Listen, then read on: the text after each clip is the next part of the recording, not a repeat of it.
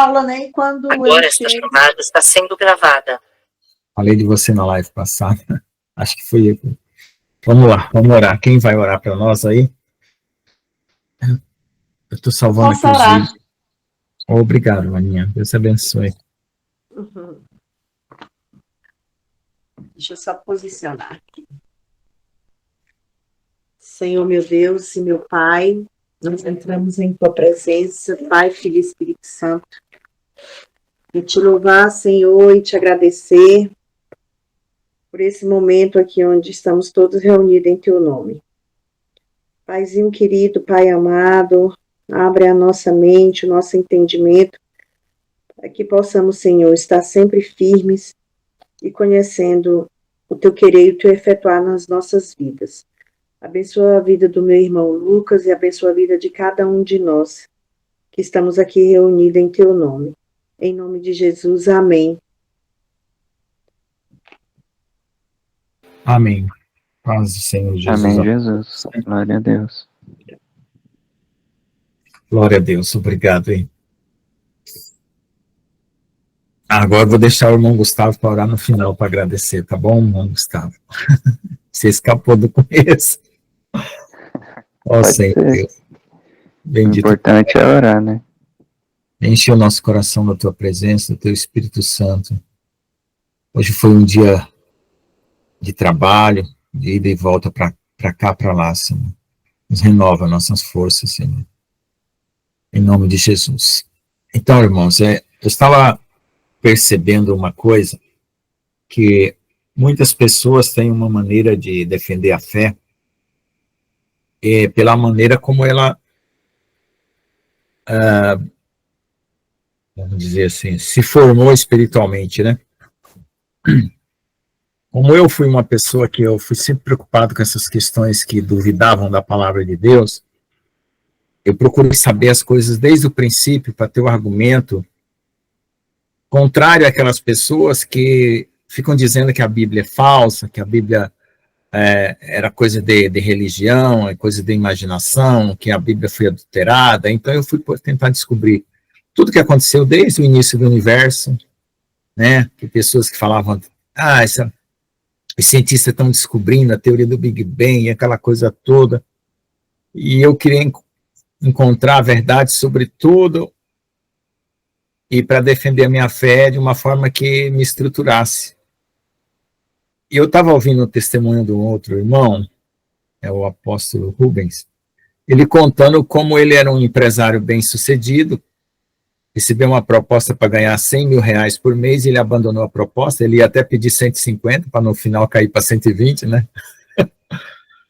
E ele abandonou tudo para seguir o Senhor. Aí as pessoas, os crentes, né, falaram, mas você é louco, como é que você vai rejeitar uma proposta dessa? Esse salário não existe e tal. Então, para ele, a maneira como ele defendeu a fé dele foi a questão de Deus, pelo caráter de Deus, pela promessa, ou seja, pela fidelidade de Deus e pela importância de Deus que tem, né, para a sua vida. Além disso, né, claro, a gente sabe que Deus tem tudo isso, mas o ataque contra a minha vida era sempre assim. Você acredita mesmo? Não, é tudo evolução, é tudo... a ciência explica. Eu falei, a ciência explica nada, rapaz. A ciência não explica o lado humano. Até que um dia, eu lendo naquele livro do Stephen Hawking, ele dizendo que haveria de ter uma explicação para a consciência, porque tudo que a teoria do Big Bang explicava era a parte material, a parte espiritual não explicava. Até o nascimento da inteligência, né, no caso a inteligência humana e até a inteligência animal, né, porque o animal também tem inteligência, não era explicado pelas leis da física ou por qualquer coisa. Aí eu fiquei contente, eu falei, bom, pelo menos tem uma brecha aqui para eu estudar isso e ver como eu vou contra-argumentar. Então, eu fiquei pensando que, assim, daria para explicar muitas coisas se eu pegasse uma pessoa assim do zero, né, para contar toda a história do universo que tem dentro da minha cabeça. Toda a história da criação, até mesmo antes daquilo que está escrito ali, mas que está nas entrelinhas do Gênesis. Para mostrar que tudo tem uma sequência lógica, que tudo tem uma estrutura, que a realidade tem um substrato, que se você apagasse todo o universo atrás de... né? Porque quando se apaga um quadro, o que está escrito num quadro tem a madeira do quadro, né? Ou tem a pedra do quadro. Se você tirar o quadro da parede, tem a parede. Se você tirar a parede, tem a sala, né? Onde a parede fica. Então, se você tirasse tudo do universo, sobraria o quê? Deus, porque Deus não existe antes de tudo. Só que as pessoas não conseguem ver isso. Então, elas acreditam em coisas sem perceber que para as coisas existirem tem que haver um suporte anterior. E a única forma de explicar o anterior do anterior do anterior de tudo é Deus. Então, para mim, isso ficou estabelecido na minha consciência de uma forma muito sólida.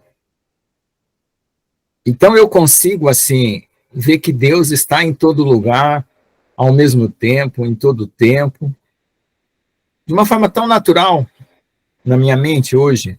No começo não era, mas pela constatação daquilo que a gente sabe que é verdade, e a gente vai conectando através da palavra de Deus, quem é Deus, qual é a natureza dele, você começa a perceber que é assim. Então, a existência de Deus para mim não é duvidável. Ela foi porque alguém confrontava, né? Aos 16, 17 anos, eu fui numa festa, eu era doido para namorar uma vizinha lá da minha rua, na rua Alcides Freitas, 2350, no bairro Vila Militar, em Teresina, Piauí. E ela tinha um primo, essa menina lá tinha um primo ateu. E ele me convenceu, um garoto de 16 anos, por A mais B, que Deus não existia. Mas é por quê? Porque ele usou argumentos que eu não soube como rebater. E a gente sabe que argumentos e argumentos são coisas mentais, né? Porque se você não souber rebater um argumento, você cala, porque o outro tem um argumento mais forte, e fica um discurso pelo outro discurso, a palavra sua contra a dele, ou a dele contra a sua, né? Então, eu comecei a passar por uma crise muito profunda de depressão, porque ali eu não sabia como recolocar de volta o chão debaixo dos meus pés. E ali foi o princípio de todo o começo da minha conversão, foi aquele dia lá. Apesar de que ali foi uma anticonversão, né, porque praticamente fiquei ateu depois daquela conversa. Mas eu olhava para as estrelas, eu via que tinha que ter um significado, eu olhava para as flores, para as crianças, a pureza, mas de onde vem a pureza? Se o homem se torna mal, a pureza está vindo de algum lugar, né? Uma criança não nasce demônio, né? A criança nasce pura, vira demônio depois que cresce. Então, e até a Bíblia explica que tem coisas que já são colocadas para a encarnação de alguns seres aí, que a gente não quer nem se preocupar muito com eles, né? Porque faz parte do plano de Deus para ter um julgamento justo, né, sobre todas as coisas. Então, o que acontece? Hoje, nós estamos num mundo bem diferente do meu mundo quando eu tinha 16, 17 anos, né? Eu estou com 62 anos, né? Se tira 10, fica 52, tira 6, fica 46, né? Então, há 46 anos atrás, né? 46 anos atrás, o mundo era bem diferente. Os questionamentos, as coisas eram bem diferentes. Eu me lembro até o homem que se divorciava de uma mulher naquela época, a mulher ficava mal vista, né? Era um pecado escabroso, um divórcio. que aconteceu? De lá para cá, eu tive que aprender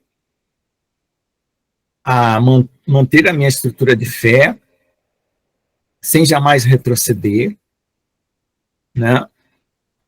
E entender qual era a minha natureza para poder saber fazer as escolhas certas.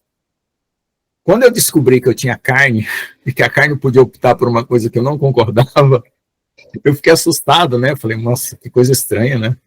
Você quer uma coisa e a carne quer outra e ela acaba vencendo você, né?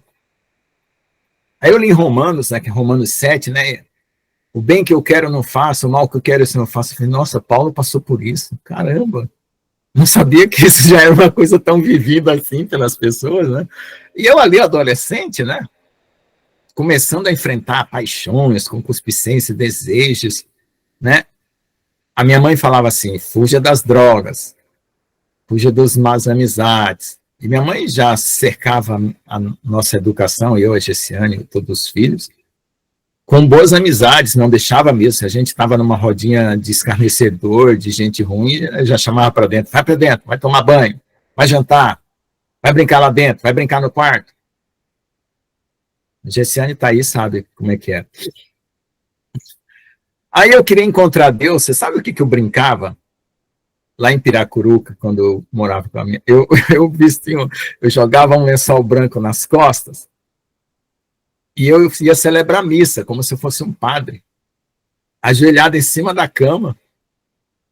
E porque a minha sede de Deus ali, eu falei assim, como é que eu faço para encontrar Deus, né? Aí, tudo que eu tinha de imagem de Deus era onde? Numa igreja, num templo. E qual era a pessoa que se aproximava de Deus? Um padre, um sacerdote. Então eu brincava ali de que eu conseguia entrar em contato com Deus e transmitir. Eu me lembro que eu brinquei não sei se a Gessiane que está aí se lembra, o Link, a Gersília, se lembra que eu fiz assim umas missas em casa, assim, brincando, né? Que eu era um sacerdote. Bom, quando eu passei por... Isso foi bem antes, né? Quando eu passei por esse tempo de combate contra o ateísmo, que foi logo um dos primeiros combates que eu tive, eu ia fazer vestibular. E eu tive catapora, foi tudo junto. Eu tive depressão, catapora. Eu ficava, que lá no Nordeste a gente dormia numa rede, e eu chorava na rede, deitado, porque Deus não existia. Falei, caramba, o que eu vim fazer nesse mundo doido? Deus não existe, o cara me convenceu e eu vou morrer, eu não sei. Nossa, que mundo mais estranho, meu Deus. Eu não fiquei com raiva da minha mãe por ter nascido, mas eu falei assim, poxa, se eu tivesse escolhido uma outra coisa, eu não tinha vindo para cá. E ali aconteceu aquela depressão terrível, aí eu fui fazer um exame de estômago, aí eu tive que tomar um fluido chamado Celobar, que é um fluido que dá transparência, luminosidade no intestino, para poder fazer um raio-x, para ver o que eu tinha, se eu tinha úlcera. Porque eu fiquei hipocondríaco, né? Hipocondríaco, comecei a ter doença somatizada. Teve uma fase da adolescência, né? Até a pastora Nilva, Deus revelou aí para ela, mais ou menos ali depois dos 10, 11 anos, 12, 13 anos, descobrindo esse mundo, saindo da infância, descobrindo esse mundo aí da adolescência, e aí os impactos que eu tinha com o mundo refletiam no meu corpo. Eu comecei a ter doenças psicossomáticas. Aí minha mãe descobriu um médico que ele era muito bom, porque ele trabalhava a parte psicológica das pessoas. E ele destruía todas as minhas doenças. Eu saía de lá curado. O homem era muito bom. Eu falei, não, ele não tem nada, não tem doença nenhuma, não tem nada e tal. Aí eu comecei a perceber que eu não tinha mesmo. Aí eu comecei a analisar, eu falei, meu Deus, que diabo é isso? Além do mundo ser esquisito, a gente é esquisita. A gente inventa doença e quer justificar aquela doença. Sempre assim, sempre um fenômeno que me assustava, eu analisava, para entender e tentar tirar alguma lição e me fortalecer com o veneno da cobra, como quem diz, né? Eu descobri que o soro antiofídico era tirado do próprio veneno da cobra. Eu falei, então é assim que eu tenho que viver. Toda dificuldade que eu tiver, eu vou ter que transformar em vacina para a minha própria vida. Aí teve uma época que eu queria ser psicólogo, para estudar a mente humana, porque eu queria entender essa chafurda que era essa cabeça humana quando a gente fica doido. Ou seja, quando a gente cresce, porque para mim todo adulto era meio maluco para mim. Porque o adulto briga com outro adulto, mata outro adulto, rouba. Eu, na minha perspectiva de criança, quando eu olhava assim, eu falava, não quero crescer, não. Eu vou virar um... O que eu vou virar um? Eu vou casar, vou me separar da minha mulher, vou espancar minha mulher, porque eu vi a gente fazendo cada doideira. Quando eu estiver descontente, eu vou matar, vou roubar. Não, quem que vai me proteger de tudo isso aí? Então, na Igreja Católica, eu tive um tal de encontro com Cristo. Aquele encontro com Cristo era pregado um Jesus que morreu na cruz e que você tinha que se parecer com ele. Através de uma vida piedosa, de uma fé, de uma confissão religiosa e tal. Foi muito interessante, porque eu comecei a sentir piedade e amor pelas pessoas. Eu tinha um cara que ele era muito chato, um colega de sala de aula horrível, chamado Elias, magro, alto, fazia curso de eletrônica. Eu entrei no curso de eletrônica com 14 anos, não me lembro direito, eu sei que terminei com 16. Quando eu entrei na escola técnica, os caras que entraram na escola técnica tinham tudo 20, 18, 20, 22 anos. E eles falaram assim, rapaz, jardim da infância não é aqui não. E eu magrinho, pequenininho, indo para a sala de aula lá. E encontrei esse cara, Elias, na turma de eletrônica. E não sei por que eu não gostava dele. E eu fiquei chateado, assim, nada, mas o cara nunca tinha feito nada comigo, mas eu comecei a ter um repúdio por aquela pessoa. Aí no encontro com Jesus, na Igreja Católica, que eu fui fazer, foi um sexta, sábado, domingo, chegamos, acho que, tipo um acampamento. Eu tive um quebrantamento, foi a primeira vez que eu tive um quebrantamento, que eu pedi perdão a Deus por eu não gostar de uma pessoa sem razão nenhuma, e eu quis amar o Elias. E saí dali com um coração diferente. Aí eu pensei, poxa, Jesus funciona, né? Alguma coisa Jesus faz na vida da gente, né? Aí quando eu cheguei em casa, eu comecei a olhar para o crucifixo. Meu pai tinha colocado um crucifixo na entrada da casa, bem no corredor da casa. Todo católico com um crucifixo em casa.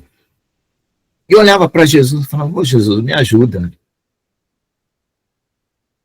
Mas eu não entendia que Jesus era o Filho de Deus. Ah, Jesus, me ajuda. Eu não quero odiar ninguém, eu não quero crescer com essas maluquices.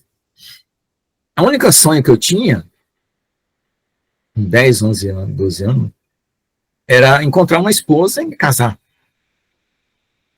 E eu queria conhecer a minha esposa desde criança. Porque eu tinha assistido uma novela que o amor verdadeiro nascia na infância, né? Na pureza. E nunca aconteceu, né? Bom, mas era estranho as coisas que começaram a acontecer depois. Porque na infância era muita pureza. Era muita pureza. Mas na adolescência eu comecei a ter esses conflitos. Aí eu fui crescendo, né? Eu tive aquelas mudanças hormonais que todo adolescente tem. Eu comecei a estranhar meu próprio corpo. E aí foi indo, fui tendo essas experiências, eu sempre observando assim, meio, sabe, você se estranhando a si mesmo, como tentando olhar de fora, assim, tentando olhar de cima a sua própria vida. Eu falei, eu vou ver o que eu vou aprender com tudo isso, né? Aí fui. E fui fazendo umas pastinhas na minha cabeça e guardando aqueles documentos, aqueles relatos daquelas experiências e analisando elas para tirar conclusões. Quando eu cheguei com mais ou menos 16, 17 anos, eu era uma pessoa tão madura, tão assim fundamentada nesses sentimentos, que tinha uma professora que ela era uma poetisa, tinha escrito livros, já era uma escritora. Eu comecei a ter amizade com ela, ela falou assim, nossa, você é um jovem muito maduro. Muito precoce, ela falou. Eu falei, bom, eu acho que é o que a gente tem que fazer pela vida, né? Afinal, a vida é um bicho estranho, você tem que entender esse bicho estranho para você ver onde vai parar isso tudo, né? Aí, eu comecei a pensar sobre a morte. Qual sentido tem você nascer e morrer? Se tudo que é bom está na vida, você vai morrer, para quê? E você vai para onde? Então, aí, para mim, não encaixava as coisas. Mas eu tinha paciência, né? Eu falava, bom, o tempo vai me responder. Quando eu comecei a pedir as coisas para Deus, eu pedia para o Pai, não para Jesus. Eu não sabia quem era Jesus. Eu falava, Pai, me ensina isso. Porque, embora eu tivesse pai, o meu pai não podia responder as minhas perguntas. Que quando eu era bem pequenininho, eu já fazia um monte de perguntas estranhas que a minha mãe é que tentava responder. Meu pai não tinha paciência. Aí eu peguei, né, comecei a pedir para Deus responder perguntas sobre a vida. O que é a vida, de onde eu vim, para onde eu vou, por que a gente nasce, por que a gente morre, o que é mente, o que é alma, o que é espírito. E eu, quando Deus começou a me ensinar através dos experimentos da própria vida, eu falei, opa, Deus está ensinando, então eu vou ter paciência, eu vou querer aprender. E quando eu pedia, dali a um tempo, eu sabia a resposta, e sabia mais que os outros, porque eu vinha direto da fonte, eu fiquei contente. Eu falei, não, eu estou seguro, estou seguro. Eu não vou cair em bobagem, eu não vou fazer bobagem, porque alguém está me guiando, e esse alguém é o Pai, é Deus. E eu já contei aqui, né, que depois desse processo todo de depressão, que eu passei aí dos 13, 14 até os 16 anos, aí, para a iminência de fazer o vestibular, eu fiz o vestibular com 16 anos, para entrei na faculdade, na universidade com 17 anos, um pirralho. Naquele ano que o cara tinha me convencido que eu era ateu, que Deus não existia, na verdade, eu me tornei ateu, ou à toa, né? Eu tive aquela depressão, eu consegui ainda passar no vestibular e comecei a cursar a universidade, lá no Piauí. E aquilo lá mudou minha vida. Entrar na universidade era o sonho, né, de todo adolescente, toda pessoa que estudava. Aquilo lá mudou minha vida. Eu não estudava muito no primeiro e no segundo grau, porque eu aprendia tudo rápido. E aí, o que acontecia? Quando eu cheguei na universidade, eu tinha que estudar. Porque eles ensinavam um capítulo de um livro por aula, né? Enquanto que a professora no primeiro, segundo grau, ensinava uma página por aula.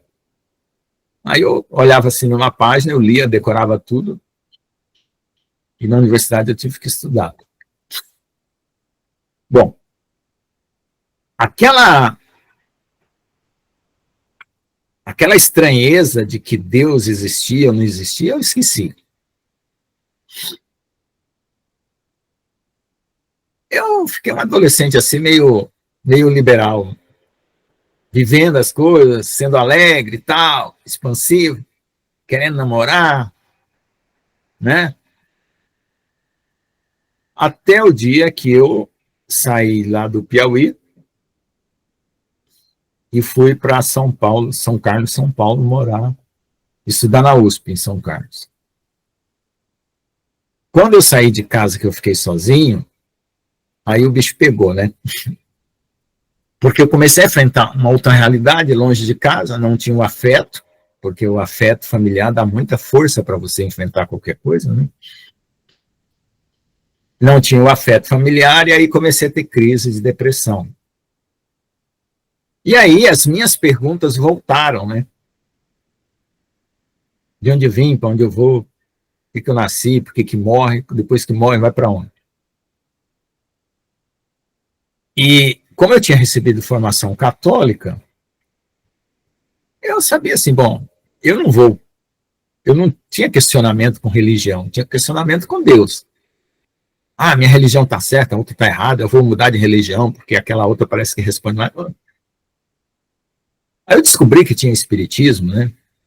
Descobri que tinha outras religiões, mas eu falei, não, não vou ficar procurando teoria, eu vou perguntar direto para Deus. Deus, ele já tinha me respondido umas coisas na infância, na adolescência. Eu falei, Deus, me mostra se Jesus ressuscitou. Aliás, primeiro eu perguntei, Deus, quem é Jesus? Explica para mim quem é Jesus. Pai, eu falei, escovando os dentes lá no Guará, quando eu voltei para passar as férias em casa, a primeira vez que eu tinha saído, eu já estava morando em São Carlos, voltei para passar as férias na casa da minha mãe, escovando os dentes de manhã cedo, olhando na frente do espelho da pia do banheiro, escovando o dente, falei, Deus, Pai, quem é Jesus? E quando eu fazia uma pergunta, para mim, tinha certeza, assim, nem dúvida, eu não pensava em dúvida. Fiz a pergunta, eu ficava quieto, e eu fazia de coração, e ali, daqui a pouco, aparecia a resposta, de uma forma ou de outra. Como eu tinha que viver como Jesus viveu, eu comecei a assistir filme bíblico, né? Eu assisti um filme que era o Evangelho de João. E quando eu vi os discursos de Jesus, eu falei, esse é o cara. Esse cara tem tutano. Esse cara fala e não tem medo. Esse cara é bom. Eu falei, Deus, eu quero ser que nem ele. Não quero ter medo de falar. Não quero ter medo da verdade. Aí eu comecei a ganhar uma admiração por Jesus naqueles filmes. Só que quando eu falava para minha mãe que a gente não tinha que ter medo da morte, porque parece que os católicos têm medo da morte, a maioria dos católicos tem pavor da morte. Os espíritas já procuram saber o que vem depois da morte, né? Mas católico tem pavor. Quando eu falava da morte, eu olhava para aquele cara barbado, de cabelo comprido, que foi pregado na cruz, que ressuscitou. Eu falei, meu Deus, esse cara está dizendo alguma coisa sobre a morte, por que o povo tem medo da morte? Então vamos ponderar, espera um pouco. Mãe, eu pensava assim, mãe, você fala que é católica, você fala que crê em Jesus, fala que ele ressuscitou. Como é que você tem medo da morte? Ou você não crê que ele ressuscitou? Eu conversando sozinho comigo. Mas quando eu ia questionar, eu não podia questionar. Mas eu questionava no meu pensamento. Por que as pessoas têm medo da morte se Jesus ressuscitou? Então eu falei assim, bom, então eu quero seguir o mesmo caminho de Jesus. Aí eu descobri que a promessa que Jesus fez era da ressurreição.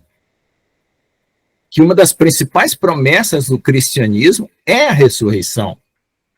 E que se você cresce na ressurreição, você também estava dizendo que você era um verdadeiro cristão, que foi o testemunho que os apóstolos deram, que foi que Jesus era o verbo que se fez carne e que ressuscitou. Então eu tinha que crer que Jesus era Deus em carne e que ele ressuscitou. Então esse era um testemunho verdadeiro do cristianismo. Então para mim o pilar do cristianismo não era a igreja. A igreja era só um lugar para mim ir lá e às vezes até discutir com os padres, discutir com alguém, fazer perguntas. Quando eu vi Jesus com 12 anos levando os rabinos lá para frente do templo lá e fazendo pergunta e os deixando os rabinos meio nervosos, eu falei, nossa, esse cara é bom mesmo. Desde os 12 anos, né, já fazia isso. Então eu falei, bom, eu vou encostar na parede, quem eu tiver que encostar. Porque não adianta você ler um livro que diz um monte de coisa e não acreditar naquilo e dizer que acredita, e não viver aquilo. Não adianta. Ou você joga um livro fora, ou você vive a vida conforme aquilo que você acredita. Uma vez assisti um filme de cowboy que um índio falava assim para o homem branco: o homem é aquilo que ele acredita ser. O homem branco no filme queria matar o índio e queria tomar as terras do índio. Então, o ser do homem branco era possuir coisas. O do índio era ser alguma coisa. Então, eu pensei assim, nós temos que entender primeiro quem é Deus para saber quem nós somos. Ou saber o que Deus fez por nós para saber por que nós estamos aqui. E todas essas perguntas, esses questionamentos, eu olhava e fazia, eu achava natural fazer esse tipo de pergunta. Eu pensava assim, por que as pessoas não fazem essas perguntas? Por que elas ficam tão preocupadas em viver, mas para elas viver é trabalhar para comer, comer para trabalhar, e sair para festar e voltar bêbado e, sei lá, ou reclamar de doença. Eu achava meio um círculo vicioso sem sentido. Então, para mim, descobrir o que era a vida, para mim, era um primeiro sentido das coisas. Então, quando eu comecei a perguntar para Deus coisas sobre Jesus, e eu vi que Deus ia me responder mesmo, né? Eu sabia que eu ia entrar num outro nível, diferente daquele da adolescência. Eu sabia que eu ia conviver com o mundo espiritual. Aí, eu perguntei para Jesus, para Deus. Aliás, eu já sabia que Jesus era o Filho de Deus. Eu encontrei no Evangelho de João as minhas respostas. No princípio era o Verbo fez carne e tal. Fui lendo. Eu encontrei nos filmes que ele tinha ressuscitado. Fui lá no Evangelho. Eu assisti um filme com a Bíblia do lado. Não sei se a Gessiane lembra. Eu ia lá no quarto, pegava uma Bíblia que tinha lá e ficava lendo e depois comparava com a cena do filme. Ficava nervoso, mas nervoso quando Hollywood mudava toda a história. Filme de Moisés, filme de Josué, todos os filmes bíblicos, quando saía fora da Bíblia, eu falei, ai, que vergonha, esses caras ficam inventando outras histórias, mas está escrito desse jeito, por que o cara escreveu de outro jeito? Eu acho que era para não pagar royalties para Deus, né? Eu pensei. Né? Que nem hoje você publica um vídeo que é de outra pessoa, você paga royalties, né? Aí, eu falei, bom, eu vou ficar com a Bíblia, né? Esses caras estão bagunçando, cada vez que eu assisti um filme, tá com uma história um pouquinho diferente da outra. Aí eu tentei achar filmes que fossem literalmente iguais à Bíblia. Eu achei alguns, Evangelho segundo João, Evangelho segundo Lucas, né? E assim por diante. Então, eu comecei a olhar para a Bíblia como um testemunho. E para Jesus como o autor daquele testemunho, né? Aí eu falei, Jesus, já conversei com Jesus agora. Mudei para conversar com Jesus. Falei, Jesus, eu quero saber se você me ressuscitou mesmo. Porque se você ressuscitou, você está me ouvindo. Se você está me ouvindo, você vai me responder pessoalmente. Isso eu já estava em São Carlos. Eu já tinha passado dos 17 para os 18 anos, dos 18 estava com quase 19 anos. Aí foi quando eu comecei a sentir uma presença comigo, junto comigo, andando comigo, como se estivesse me abraçando. E quebrantava aquele meu coração, deixava meu coração assim, consternado, é um sentimento que não dá para explicar como que era, mas eu agradeci a Deus por tudo, comecei a ser grato pelo dia, pela noite, pela folha, pela árvore, pela chuva, pelo sol. Comecei a sentir gratidão, parecia que eu não era tão grato assim quando eu era garoto. Eu era feliz, um garoto puro, feliz, quando eu era criança, mas grato não. Comecei a sentir gratidão. Aí eu pensei assim, se esse Jesus está aqui comigo, agora eu vou pedir para ver ele, né? Aí eu pensei na minha cabeça, Jesus aparece para mim. Aí eu pensei, né? E se eu ficar assustado? Então tá bom, eu vou acreditar que você ressuscitou. Para mim tá bom, não vamos muito longe não. Tá bem. Aí eu falei assim, comecei a ler a Bíblia e comecei a perguntar, e os anjos? Anjo existe? E ali eu fui tendo as primeiras experiências espirituais sem precisar de mais nada, somente da desejo de saber e de perguntar para quem podia responder. Só isso. Simples. Aí tive o primeiro anjo visitando minha casa durante o sono, né? Vi uma fumaça vindo na minha direção, falando comigo, quase que telepaticamente, e ela falava assim, eu quero entrar no seu coração. Eu falei, opa, aqui não. Aí eu perguntei, eu disse assim, só entra se for de Jesus. Aí ele entrou e tocou um sino dentro do meu coração, já contei isso também, aqui. E eu me senti alegre, forte, diferente. Aí eu comecei a procurar uma igreja para ir, né? Porque eu queria encontrar pessoas que tivessem sede como eu, ou que quisessem saber de Deus como eu, ou tivessem informação de Deus como eu. Nos primeiros meses, eu fui na igreja católica. Mas rapidamente eu esgotei a igreja católica. Eu fiz tanta pergunta e tinha tanta vontade de saber, ninguém sabia explicar, que eu tinha que passar para outro nível. Até que me apontaram lá uma luzinha dentro de uma caixa de metal, dizendo que aquilo lá era Deus, que era o Santíssimo, e assim por diante, aquela coisa toda. Eu falei, não, Deus não é isso aí, não. Deus tem que ser outra coisa. Aí eu falei, nunca mais volto aqui. Aí eu fui, encontrei os meninos na Aliança Bíblica Universitária, sentado debaixo de uma árvore na universidade, lendo a Bíblia e orando e cantando louvores. Aí eu conhecia um dos colegas que estavam ali, que fazia física também, me admirei que um físico cresce em Deus. Eu que fazia física era um dos primeiros, né? Encontrei mais um, aí eu cheguei, Marcos Manzoc.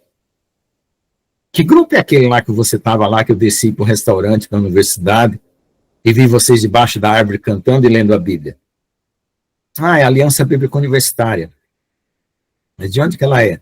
Não, são várias igrejas e eles dão sustento espiritual para nós termos um grupo dentro da universidade. Tem presbiteriano, tem batista, tem metodista. Aí eu falei, e você está indo aonde? Estou indo na presbiteriana. Eu falei, então me leva lá. Aí eu comecei a ir na presbiteriana. Só que como eu analisava tudo, eu vi que tinha o diabo. Porque eu quando era criança, o que eu sabia? De casa mal assombrada. Eu nunca soube do diabo. Eu nunca soube assim. Eu sabia que tinha gente ruim no mundo. Aí eu comecei a ter confronto com o diabo. Vozes aparecendo para mim, vozes querendo me matar, vozes querendo me destruir, vozes querendo... Eu falei, esse é o diabo. Se eu não quis ver Jesus, imagine o diabo, né? Aí eu falei, eu tenho que me defender desse cara aqui. Esse cara aqui tá a fim de me matar. Ele não gosta de mim nem um pouco. Uma noite, eu estava deitado na cama e estava muito frio, como está hoje aqui. Aí eu me cobri com um cobertor meio café com leite, assim, de cor café com leite, bem espesso. Foi um dos primeiros cobertores que eu ganhei em São Paulo. Fazia muito frio em relação ao Piauí, e o Paraná faz mais frio que São Paulo. E eu deitei e fui tentar dormir. E um peso caiu sobre mim e me apertou debaixo do cobertor, e eu fiquei gemendo ali. Aí uma voz, assim, bem no pé no meu ouvido, falou assim, eu te odeio. Aí eu falei, é você que é o Satanás? Tá, você tá me odiando? Que beleza, obrigado. Se você me odeia, Jesus me ama. Tum. No outro dia eu estava na igreja de novo. Aí ele voltou mais forte. Você ainda é um pecador. Olha só, você tem as mesmas coisas de pecador. Eu falei, Satanás. Eu sou um pecador. Tá bom. Fui ler a Bíblia, fui ver como é que acaba com um pecador. Como é que mata um pecador? Aí estava escrito assim, sepultados com ele no batismo, assim, na semelhança da sua morte, seremos na semelhança da sua ressurreição. Eu falei, aqui. Cheguei para o pastor na igreja e falei, pastor, quero batizar. Aí tinha que fazer um curso. E eu queria fazer aquele discurso em voz alta. Eu renuncio a Satanás, porque eu vi num filme, né? Eu renuncio a Satanás, né? Mas só que o pastor não deixou eu fazer aquilo, né? Me chamou lá na frente. Aí eu falei, você crê em Jesus? Crê, se arrependeu e tal. Aí jogou água na minha cabeça. Ali na frente, todo mundo na frente da igreja. Eu falei, tá bom, tô batizado. Então foi de noite. O diabo apareceu para mim. Se batizou? Você não sepultou, isso é água na cabeça. Eu falei, tem que sepultar? Tá bom. Fui para uma igreja que batizava por imersão. Eu quero sepultar. Mas eu tinha tanta sede, tanta fome, tanto desejo de me desprender de qualquer coisa ruim, que eu já tinha buscado extraterrestre. Nesse meio tempo eu já tinha buscado de tudo. Meditação transcendental, Kung Fu, Nova Era, que mais? Zen Budismo, Taoísmo. Eu já tinha lido quase, ou buscado, ou lido, né? Aí eu fui no acampamento onde eu recebi o Espírito Santo, que eu já contei aqui também. Falei, Deus, eu sou muito perigoso. Eu falei assim para Deus, na minha oração, Deus, eu sou muito perigoso. Você vai fazer o seguinte, você vai pegar uma algema, botar no teu braço e outra no meu braço, porque quando um bandido é muito perigoso, o policial se algema no braço do bandido. Eu vi isso nos filmes também. Então eu quero uma algema. Porque o diabo está aparecendo para mim, para me catar, né? E para mim, eu tinha que fazer parte de Deus e Deus fazer parte de mim. Então, a algema ainda era um negócio meio externo. E eu queria uma coisa interna. Aí eu falei, Deus, eu quero que você pega você e eu e derrete e faz um só.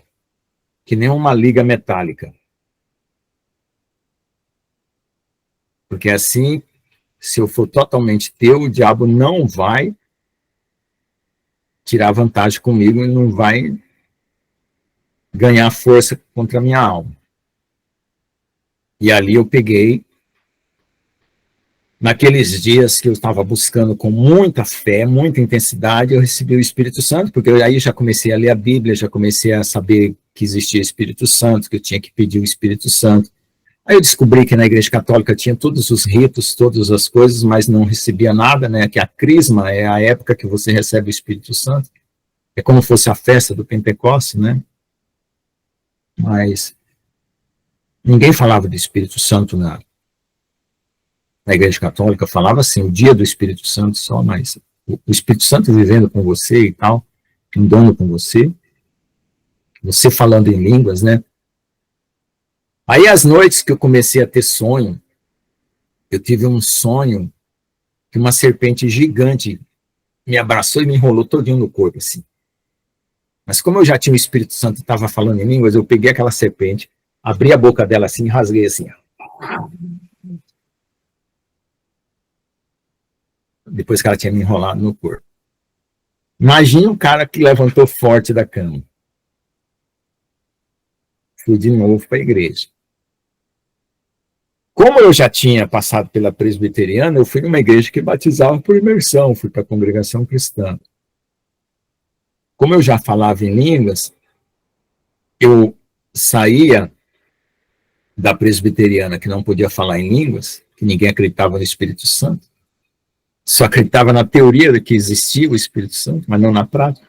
Eu descia correndo, uns 4, 5 quarteirão de uma igreja para outra, para falar em línguas no final do culto, na congregação cristã. Outra coisa também que eu já contei aqui. E assim eu fui indo. Agora eu vou voltar no começo da história. Então, todos esses desafios de conteúdo, eu fui superando, porque eu fui perguntando para Deus, fui tendo essas experiências, fui crendo, fui testificando através dos fatos que Deus existia. Então, ninguém ia conseguir fazer um convite assim, fuma uma maconha aqui, vai. Você fazer uma viagem astral. Até o pessoal começou a dizer, não, o Luca não precisa, ele já viaja já, sem maconha, sem droga. Ele já está para lá de Marrakech. Já está no Nirvana, diziam assim, meus colegas. Falei, não, se vocês estão fazendo isso aí para viajar para o mundo espiritual, eu não estou precisando disso aí. Então, algumas tentações que alguns dos meus amigos passavam sobre duvidar de Deus, sobre se duvidar se Deus existia, se Deus não existia. Eu comecei a fazer as perguntas sobre o diabo, sobre como se originou o diabo, como se originou Deus, e Deus me explicava tudo. Eu passei a não ter dúvida. E quando eu via cada pergunta idiota, alguém falando assim, quem criou Deus? Eu achava tão... Falei, meu Deus, o cara não perguntou para Deus e fica perguntando para o professor, né? Ou para o pastor, ou na escola dominical, ou questionando o cristão. Mas aí, quando eu entrei na sala de aula para fazer curso de física, que eu comecei a aprender teorias físicas e tal, teoria da evolução, a origem do universo, aí ali foi que eu comecei a ver que eu tinha que montar outra estrutura, que era o começo da conversa, quando eu entrei aqui para conversar sobre a live de hoje, ou seja, falar sobre qual é a sua estrutura que te mantém dentro do conteúdo, do conhecimento de que você sabe que Deus é Deus. Então, eu tive uma experiência na infância, uma experiência na adolescência e já uma experiência na fase adulta. Então, o ar duvidoso, o ar de dúvida, o ar de incredulidade que as pessoas tinham ao redor delas, professores, na universidade, me afetava. É como se os espíritos de dúvida viessem contra a minha mente. Então, hoje, um adolescente, que está na universidade hoje, está sofrendo influência de ideologia.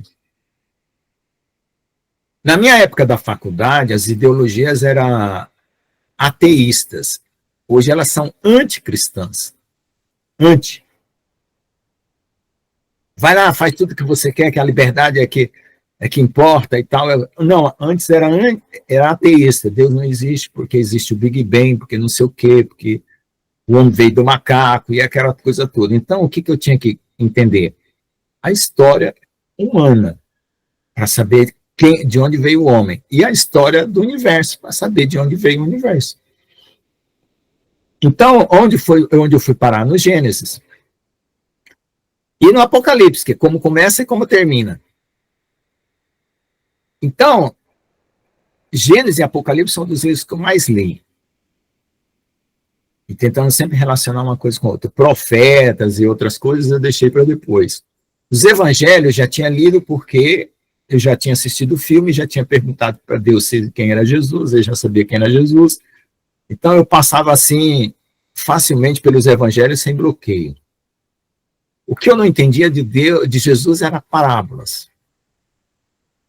E por que coisas davam errado? Por exemplo, por que tinha o joio, por que tinha a semente que caía na pedra, no espinho? Ué, não era para tudo cair certo? Aí eu não entendia isso. Eu só tinha que. Aí eu comecei a querer me livrar dessas sementes erradas, né? De ser a semente errada. Bom, então, nós temos aí um anúncio aí que saiu ultimamente sobre, novamente, voltando a essa questão dos extraterrestres, né? Que a gente sabe que eles vão enganar as pessoas com uma teoria científica para substituir a Bíblia, sobre a existência de Deus ou sobre como foi que tudo criou. Né? Então, quem tiver dúvidas, ou quem não perguntou para Deus, ou quem não viveu um testemunho onde Deus mostrou como foram as coisas desde o princípio, poderá acreditar nesse engano. Quem tem uma vida com Deus e ama a Deus, que não se preocupa com essas perguntas, né, uma dona de casa não se preocupa com a teoria do Big Bang, nem se o homem veio do macaco. Ela creu em Jesus, ela tem o testemunho do Espírito Santo, ela sabe que Deus a ama, que as promessas de Jesus são verdadeiras, que o céu existe, que esse mundo é uma bagunça, mas Deus vai vir colocar as coisas no lugar. Então é uma outra maneira de enfrentar a batalha espiritual. A superação dela não precisa passar pelo nível intelectual. Aí, no meu caso, precisou passar. Mas agora, o que está acontecendo hoje comigo?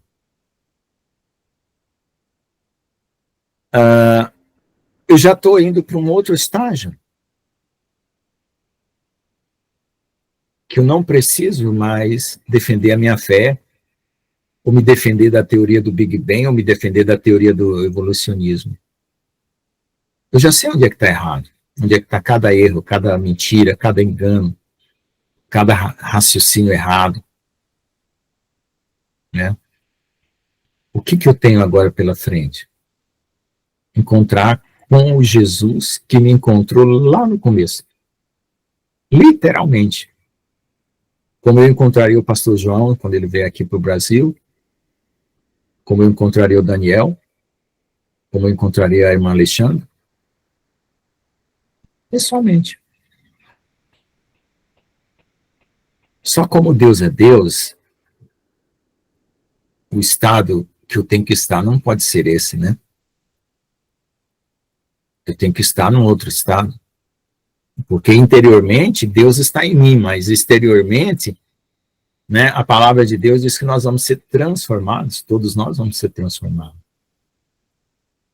Então, tudo aquilo que foi ameaçado na minha infância, como se Deus não existisse, ou na minha adolescência, ou na faculdade, agora eu estou partindo para o real. Para o real. E o que eu tenho que superar é essa natureza terrena.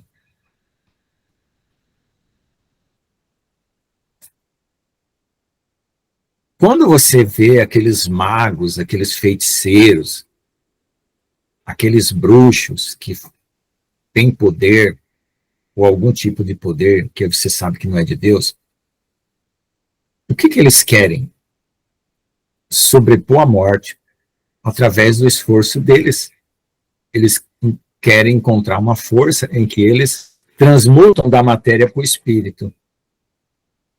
Esse é o fundamento de toda bruxaria. Fundamento de toda feitiçaria. E para isso eles se conectam aos anjos caídos que oferecem para ele essa transmutação da matéria para o espírito. A nossa transmutação da matéria para o espírito, que também é a mesma coisa chamada redenção ou vencer a morte, está garantida. Porque ela não é feita pelo nosso esforço, ela é feita pela graça e a misericórdia de Jesus, que já nos amou, que já morreu, que já fez o processo e que já está pronto. É que nem a gente botar um bolo no micro-ondas, esperar fazer plim, e abrir a porta do forno e pegar o bolo pronto. Então, o que reluta ainda dentro de nós? A natureza humana, ou a natureza terrena, ou aquilo que o inimigo tenta manipular em nós,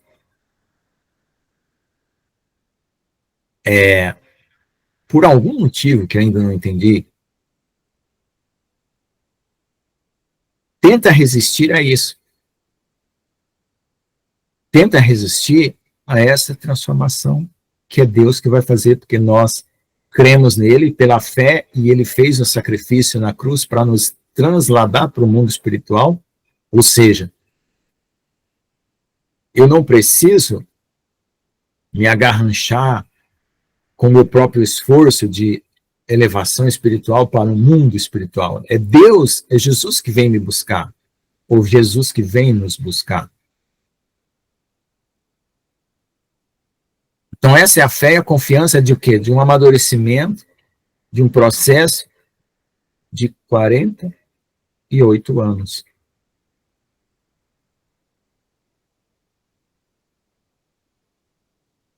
Então, é uma estrutura que foi formada espiritualmente de dentro para fora. Aí a gente chama isso de coração, né? A gente chama isso de coração. Que Deus formou o coração dele dentro de nós, ou a mente dele na nossa mente, né? Mas, por incrível que pareça, a gente ainda tem a velha mente, ainda tem o velho coração que se manifesta, mas a gente está louco para largar fora. É como se você tivesse crescido tanto que você não cabe mais dentro de você.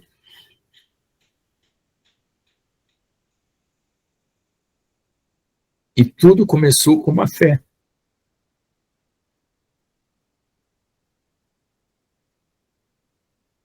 O índio estava certo. O homem se torna aquilo que ele acredita. Como eu acreditei que Jesus é Deus, eu vou me tornar semelhante a Jesus. E todos nós vamos nos tornar semelhantes a eles porque nós cremos nele. Então, engraçado esse final da história, né?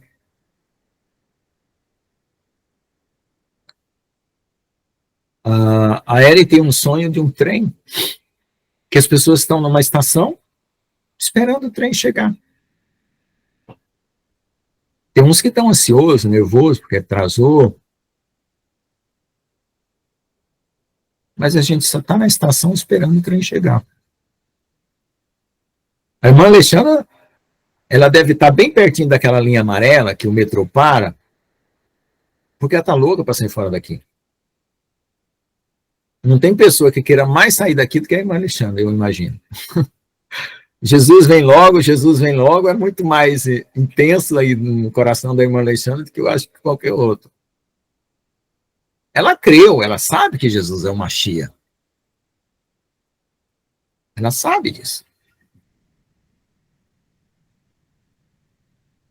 Mas mais do que querer se livrar do sofrimento de qualquer coisa que ela está passando hoje, você tem que desejar Jesus pelo que ele é, pelo amor que ele tem por nós.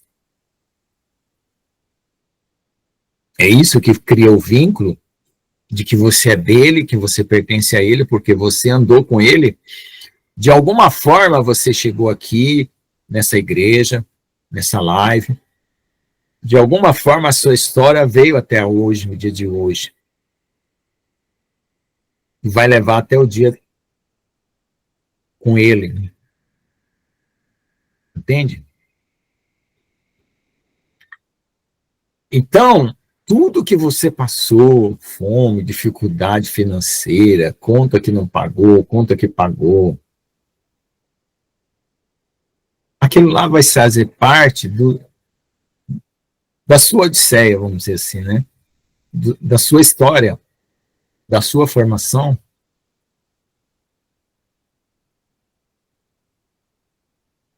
E foi necessário, né? Porque se eu tivesse sido transladado diretamente para o céu, não teria a experiência que eu tenho, não estaria contando essa história aqui com vocês. A gente começa a perceber que as coisas vão se encaixando, que as coisas têm o seu sentido, mesmo que não pareça, né? Fazer sentido. E é como eu sempre falei para minha irmã Gessiane, que saiu. O dia que acabar, minha filha, pronto, acabou. Só vai ter para frente as maravilhas eternas. A dor acabou, a doença acabou, o sofrimento acabou. Acabou. O dia que acabar, acabou. Então, é um sonho, mas é um sonho verdadeiro, né, irmã Lição? A ideia da aula de hoje é mostrar que tudo isso se tornou real, né? Porque...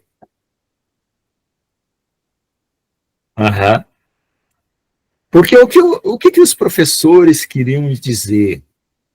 O que os incrédulos queriam me dizer? Vamos analisar, vamos olhar para trás e analisar que Deus não existia?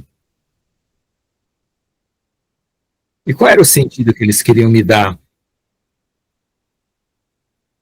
Qual é a honestidade de você olhar para a vida e dizer assim, Deus não existe, o que existe é um universo que evoluiu. Qual é a honestidade disso? O que o homem foi vindo do macaco, de um ramo parecido do macaco, né, que não foi do macaco, na verdade é uma frase pejorativa, né, que a gente fala, né? Assim, quando as pessoas usam as palavras, a gente tem que ver qual é o conteúdo delas, se elas são gratuitas, se elas têm algum foco, algum objetivo. Porque no meu caso, na universidade, os professores queriam só zombar de mim. Eles não estavam preocupados nem com a minha alma, nem com a alma deles, nem se era verdade ou se era mentira. Era só um argumento que poderia ser usado para zombar daquele cara que creu na Bíblia, ou que creu em Jesus. Simplesmente isso. Então, quando a gente analisa o conteúdo das palavras e o conteúdo das intenções do coração, a gente percebe os espíritos que estão por detrás e que as pessoas não percebem. Elas não percebem que estão sendo usadas pelo maligno. Por isso que a Bíblia fala que a nossa luta não é contra a carne, nem contra o sangue, porque a carne e o sangue não sabem que está sendo usado por espíritos, né? Como o diabo não conseguiu, por meio dos professores, me induzir a descrer de Jesus, porque eu já tinha estado com ele pessoalmente, aí ele resolveu aparecer pessoalmente e tentar fazer eu duvidar do que eu estava fazendo para conhecer a Jesus, ou seja, duvidar do meu batismo, duvidar de que aquilo que eu estava fazendo realmente tinha efeito. Você viu como ele foi mudando de estratégia ao longo da história da minha vida, ou da sua vida?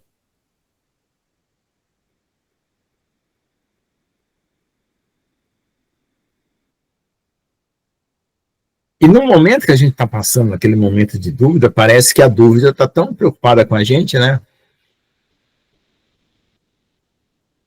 Parece que a dúvida quer resolver a nossa consciência, quer resolver todas as nossas angústias.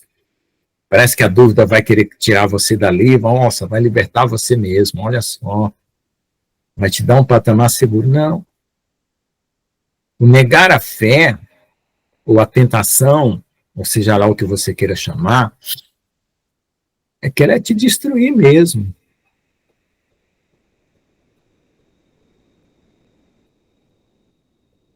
Entendeu? E é por isso que a gente tem que lutar, não com raciocínio humano, com a força mental, é clamando a Deus mesmo. Porque ele está vendo o que você está passando. Ele está vendo. Mais do que isso, ele está com você ali, porque todo esse processo, né, mostra que ele está comigo, está com você, esteve comigo, está com você, esteve com você. E faz parte da formação, né? Do moldar, né? Faz parte do moldar. Aí um irmão falou outro dia, eu assisti numa live aí, acho que foi a irmã Márcia, que mandou para mim, ou foi o irmão Daniel, uma live, que falou assim, ora em línguas quando você estiver na luta. Porque você começa a orar na frente, você começa a se antecipar do inimigo, né? Porque quando o inimigo traz uma tentação, você corre atrás do prejuízo, né? Daquilo que você deixou de fazer certo, né?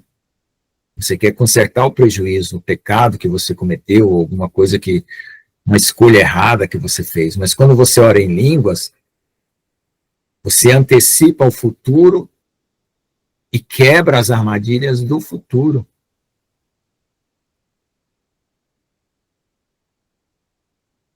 Entende? Então, gente, não tem desculpa para nós não sermos cheios do Espírito Santo. Não tem. Ele está aqui, ele está aí com você, onde quer que você esteja. Tudo que você está passando, embora você não esteja agora, exatamente nesse momento, conforme você imagina que deveria ser, ou que o Espírito Santo esteja em você totalmente, mas vai chegar a hora. Vai chegar o dia, vai chegar o momento em que você vai ser transformado.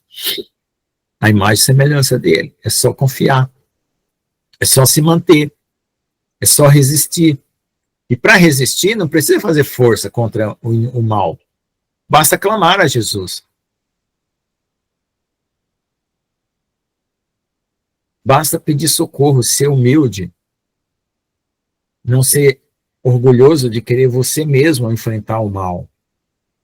Do ponto de vista entre você e o querubim que caiu há 6.000 anos atrás, ou mais que isso, a gente não sabe quanto tempo tem do universo desde que Satanás caiu, mas digamos lá, vamos pôr 6.000 anos, né?